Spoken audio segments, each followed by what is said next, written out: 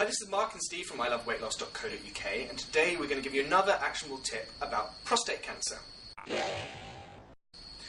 Now, even if you're a lady, I don't want you to switch off. I want you to forward this video on to every male that you know, because it's very, very important.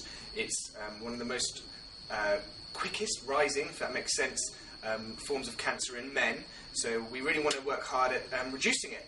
So, another tip is, well, I was going to say a risk factor, which is actually the amount of processed meats that you actually have. So have a think about, in your everyday diet, how much in the way of processed meats you have. Things like salamis, bacons, and really processed sausages, things like that. How much do you have every day? Because that is a risk factor for prostate cancer. So if you're going for Tesco value all the time for your meats and things, then you've got to really try and switch it up. And I know people say it's the cost, I can't get meat's expensive. It is, but unfortunately you do generally get what you pay for. So you want to be spending, forego that takeaway, forego that Sky subscription, whatever it is, to enable you to get the better quality meat. Because believe me, in our experience, all of that kind of stuff pales in comparison to health and being able to live a long and healthy life.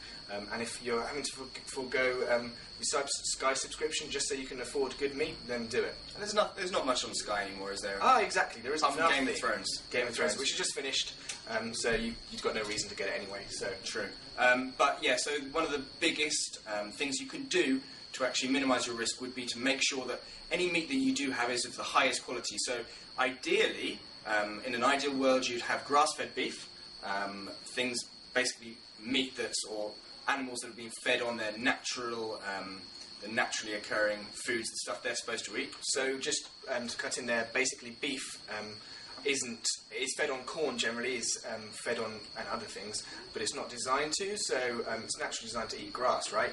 The cows roam in the field.